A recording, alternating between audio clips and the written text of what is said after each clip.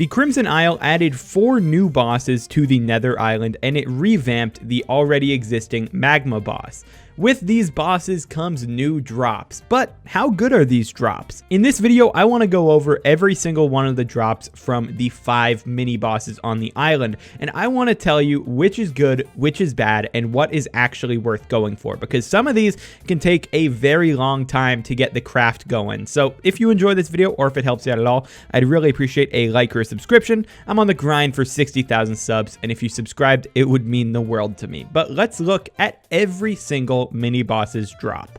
Starting off, we are over at Bladesoul because we're going to be looking at the Ragnarok axe. The Ragnarok axe is interesting. It used to be pretty darn good, but it definitely is way worse now. The ability is Ragnarok, begin a channel. After not taking damage for 3 seconds, you gain 2 times this weapon's strength for 3 seconds. It used to be for 10 seconds. You can see why it's not that great right now. The damage and the strength on it aren't terrible for how easy the weapon is to get, but it's just something where I can't really see a great use case for this ability. If you're trying to get one single hit of damage out, then I guess the Ragnarok axe is okay, but getting that hit of damage means that you have to wait for 3 seconds, not take damage, and then actually use your hit. And in that time, you could have hit the enemy multiple times. So I can't really see a use case for the Ragnarok axe, and the ability is just not worth it with its 500 mana cost and 20-second cooldown for 3 seconds of strength. Now I'm standing over here at the Dukedom because I want to look at the Flaming Fists.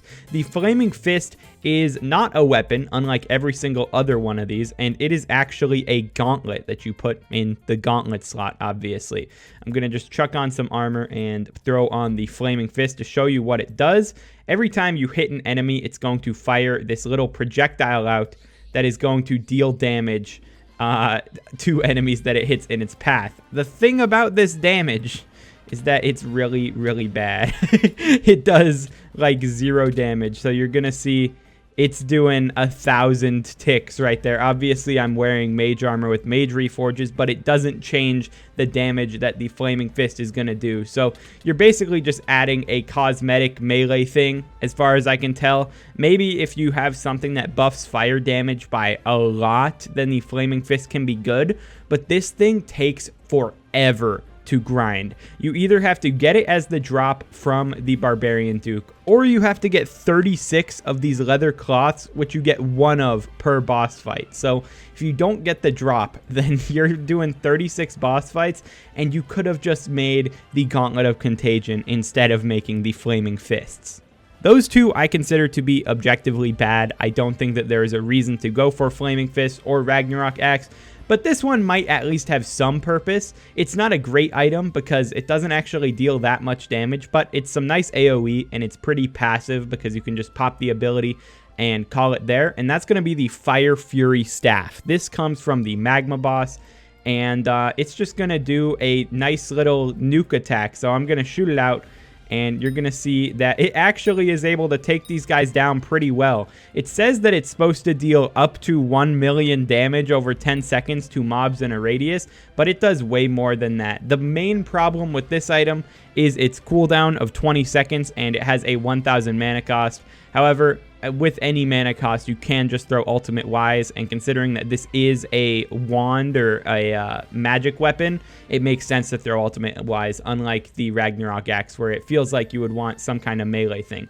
But you can see this thing does a decent amount of damage. It is not a massive area, but if you're kiting enemies around, you can use this to your advantage and just get a little bit more damage on top of something like a Spirit Scepter or a Hyperion or whatever other weapon you're using. This is just a put it down and forget about it kind of item. So it's pretty good.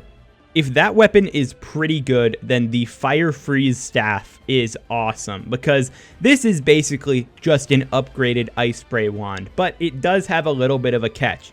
It's going to spawn a circle with a radius of 5 blocks for 5 seconds, and then after the 5 seconds, every mob inside is frozen for 10 seconds. So it's not as panic friendly as the Ice Spray wand is, where you can just whip it out and immediately stop every enemy from being able to attack you, but it is a lot better than the Ice Spray wand, and let me show you why. So when I spawn it, you can see the circle is going to happen, and then it is going to freeze every enemy inside. But it stops them from taking knockback. It literally fully stops them from taking knockback. And this thing has a absurdly short cooldown where you can just freeze enemies almost forever. And it is going to be really good. You can see it's not good if you're aerially above them, but this thing is insane for something like Diana or anything where you're meleeing an enemy over and over and KBing them gets a little bit annoying. So this thing is definitely worth going for. I can't think of insane out of dungeons use cases for this right now, but like seriously, stopping enemies from taking knockback is huge by itself. So definitely try and get the Fire Freeze Staff from the Mage Outlaw. The last item is from Ashfang, who is definitely the hardest boss on the island to kill by yourself. But boy, oh boy, is this item good. I knew immediately when this update came out, I wanted to go and kill Ashfang 10 times and get this thing. You have to kill Ashfang 10 times and also kill the Mage Outlaw 10 times if you don't get the drop from Ashfang.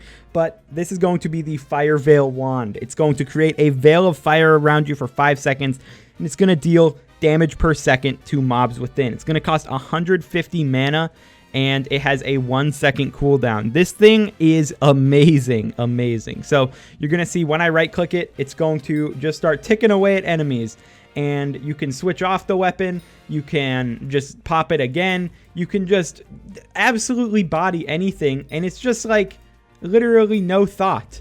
I use this combined with Hyperion to just absolutely nuke enemies, because when you're holding out a higher intel weapon, weapons deal more damage. So this thing is dealing like 1.6 million per tick for me, and it is just fantastic. Like if I go to Bladesoul over here and hit it with Voodoo, Fire Veil, and Hyperion, it's going to absolutely shred Bladesoul. Obviously this is a lot due to Hyperion, but Fire Veil is just going to be a really cheap passive damage method that is just going to carry you to killing enemies and just having better AoE, because seriously, the mana cost on this is huge for the amount of damage that it does. It's absolutely massive that you can have such a low mana cost and just like one tap a bunch of enemies around you, because it allows you to regen mana a little more, and it's good because it's an AoE low mana cost awesome ability.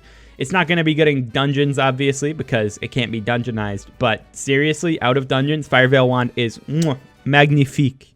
In conclusion, definitely go for the Fire Freeze Staff from the Mage Outlaw and the Fire Veil Wand from Ashfang. I think that the Magma Boss's Fire Fury Staff definitely can be good, but it's not as necessary as the Fire Veil Wand would be. And then the other two items, go for them if you're maxing your museum or something, but other than that, they're not that great. They're really not the best items, so I wouldn't fully recommend grinding for them or spending lots of money. If you get one, good, keep it, but they're just not as good as some of the other options. So let me know what you guys think about all of these items down below. I am very happy with how good a bunch of these turned out, especially for magic damage, because I love being a mage. I'm the ultimate wizard in Skyblock, and I love staying that way. But let me know what you think down below. That's going to be it for today. I will talk to you guys in the next video. Peace out.